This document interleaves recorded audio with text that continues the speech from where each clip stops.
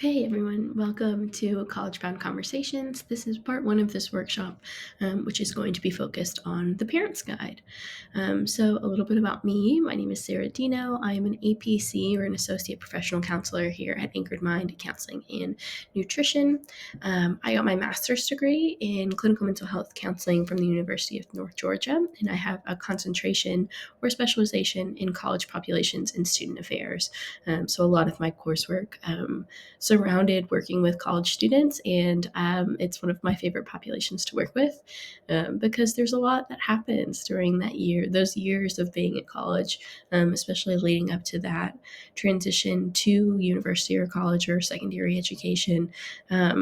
That can be really stressful, that I think a lot of people don't necessarily take the time to talk about, and especially emphasize the parents' role in that and how to support students making that transition. So hopefully this workshop will kind of be a guide on some things to help you further understand what your student might be experiencing, and then also how to navigate conversations and offer support to them during this time. So just a little flow of what to expect from this workshop. We'll talk about some factors of the transition, so factors as well as concerns to kind of be on the lookout for, and then how to navigate conversations regarding your student transitioning to college with that information as far as some of the factors that may be increasing their anxiety or depression regarding the transition, related to the transition. And then finally, some skills to help offer support to your student during this time.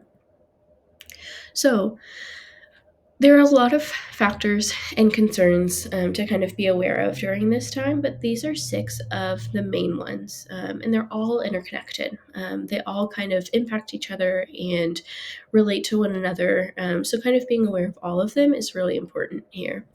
So the first one is academic pressure. There's a really big narrative that academics in college or secondary education is way more challenging or way more difficult than any sort of academics or studies that a student has previously experienced. And that can be a huge stressor, understanding or trying to understand different academic expectations or how they're going to learn or learning styles or coursework or just the way that schedules work in general, ensuring that everybody is getting all of their required courses and all that kind of stuff. It's a whole another ballgame.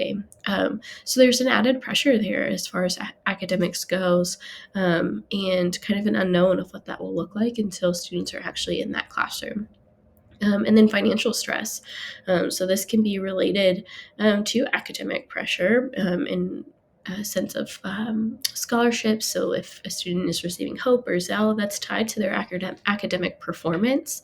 So those two things are very closely linked. But then also understanding the financials of going to college, right? How do I apply for student loans? When do I have to start making student loan payments? And all of those information can be really overwhelming. So trying to understand that while also trying to just navigate and continue high school and finishing that up is extremely anxiety inducing and overwhelming for a lot of students. Um, Finally, independence. Oftentimes, this is something pretty new to students, being completely independent. Most often, students have had some sort of sense of independence, right? Driving, going to school, getting themselves ready for school, those types of things. But in college, you're completely independent. You are solely responsible for a majority of things. Especially in relation to like housekeeping things, that's a big stressor, as well as related to academic pressure and financial stress. Universities don't speak to parents of students. They have to speak to the student themselves. So if there is an issue with a class or a student loan going through or a payment going through, your student is the one responsible for doing those types of things. And oftentimes that is really, really scary to students if they've never done something like that before. Moving on to identity development, there's so much research about how the typical 4 years, which is not typical at all. Many students do not finish university in 4 years, but Developmentally, those years of 18 to 24 are foundational for developing one's identity. And that's a really big narrative of like, I'm just going to try and figure out myself during college and like what I want and what I want to do and all those types of things. And that can be really daunting, especially if a student doesn't know if they are an undecided major and are not sure what they would like to do for their career. Comparison is often the thief of joy. And so comparing my experience to their experience or your student's experience to their peers, it could be very, very challenging of like, well, I don't know, I don't know, I don't know. And that can be paralyzing for a lot of students. There is an increased risk for substance use. We all know the narrative of college that you drink and party and all that kind of stuff. So there is an increased use or increased risk for substance abuse. So with that, ensuring that we're having conversations with our students about safe practices when it comes to substances. And then there's an increased risk for anxiety and depression. So all of these factors, in conjunction with some other ones as well, that aren't maybe as big picture type of things, right? Everybody has different factors in their own lives.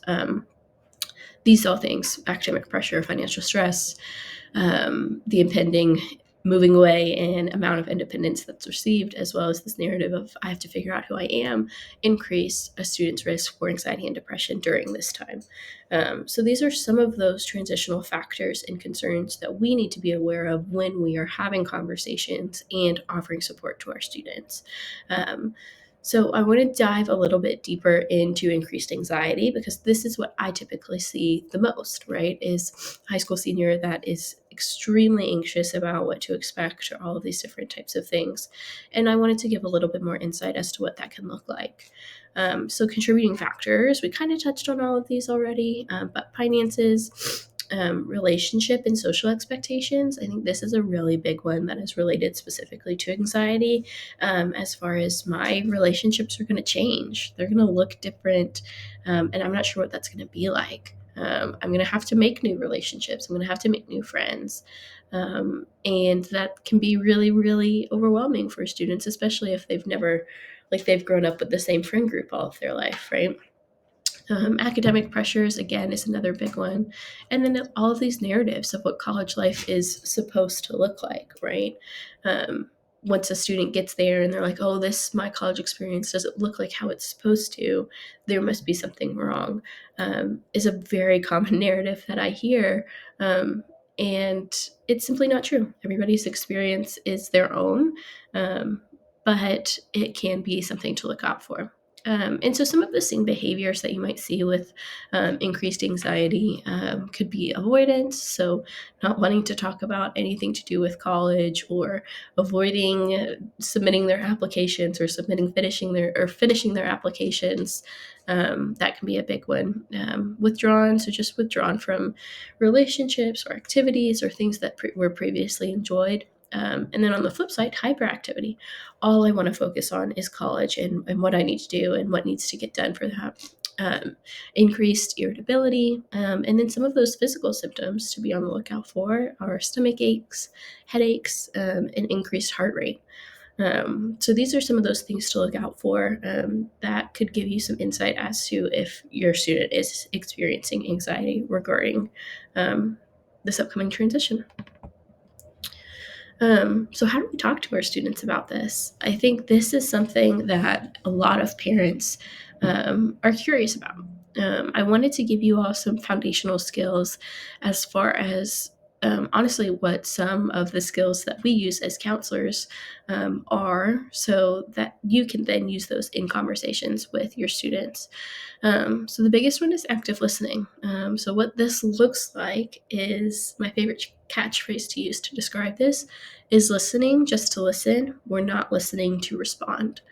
So this often looks like just being present, holding eye contact, nodding along, just listening, just being present and listening, and sitting there in the conversation, not getting preoccupied with, oh, I need to remember this, or I need to remember this, I need to ask about this. Like, we are just sitting in the moment, and lending an ear to our student. And then once they are finished speaking, then we can take a moment, gather our thoughts, and respond.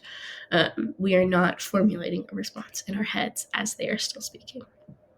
Um, Utilizing open-ended questions is a big one. So using questions of like, tell me more about that, or I'd love to hear kind of what you've been thinking about. Answers that require them to think a little bit more and give a little bit more of a response rather than yes or no or thing like very for sure answers. Um, in maintaining this mentality of curiosity over judgment.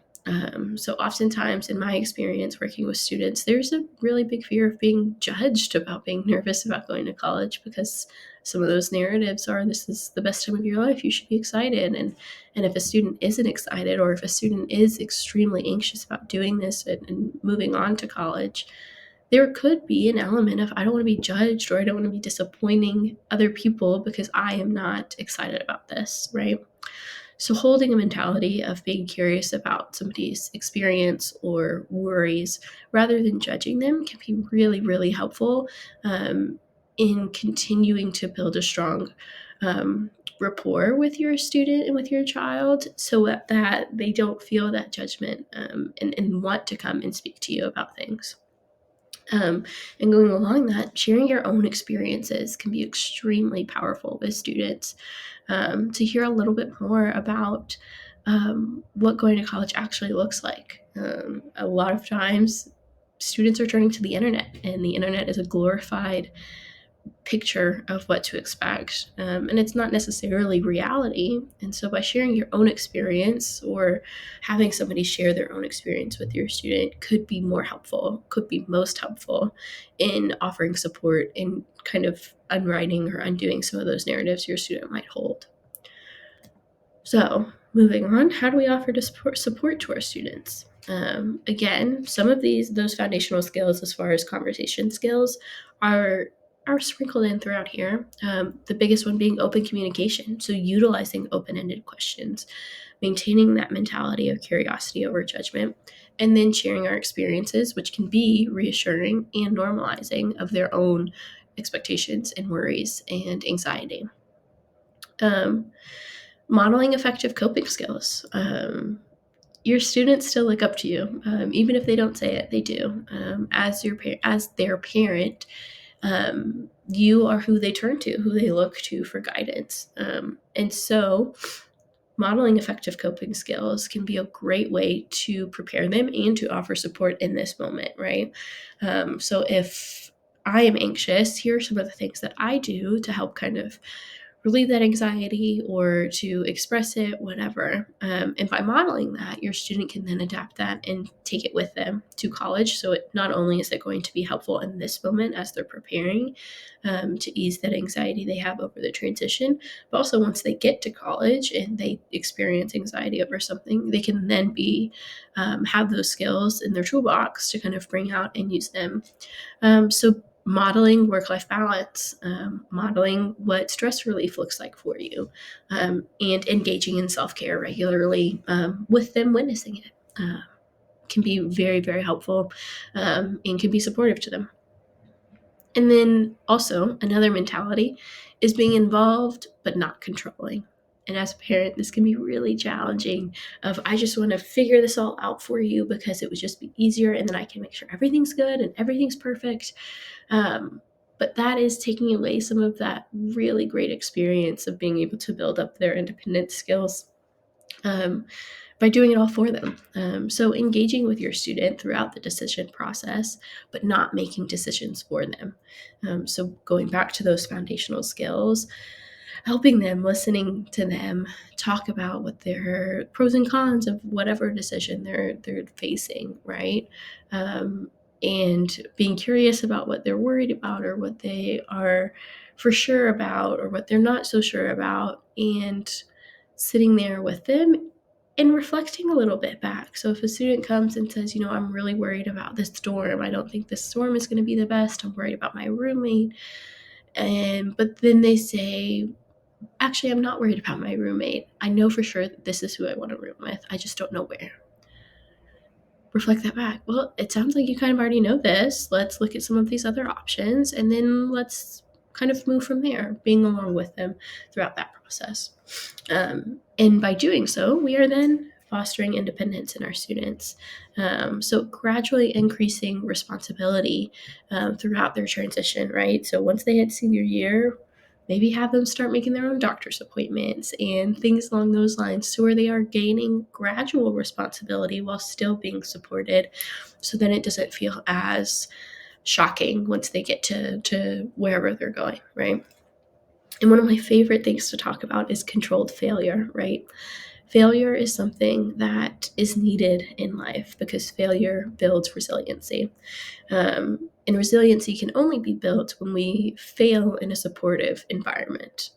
Um, so, controlled failure is this term that I like to use to um, kind of exemplify what that looks like, right? So, failing in a supportive environment can build resiliency and build a student's self efficacy, which is their belief in themselves to complete things and to do hard things.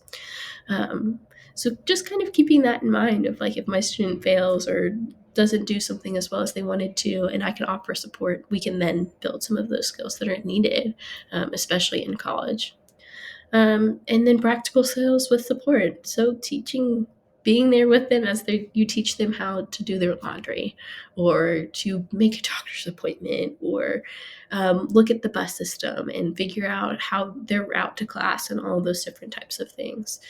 So being there and offering support while allowing them to take charge over things. The biggest thing can be financial guidance.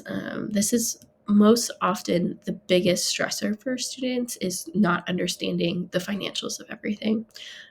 So engaging in financial literacy and allowing them to understand some of the processes as far as student loans and FAFSA and how all of that works can be really helpful in decreasing that anxiety.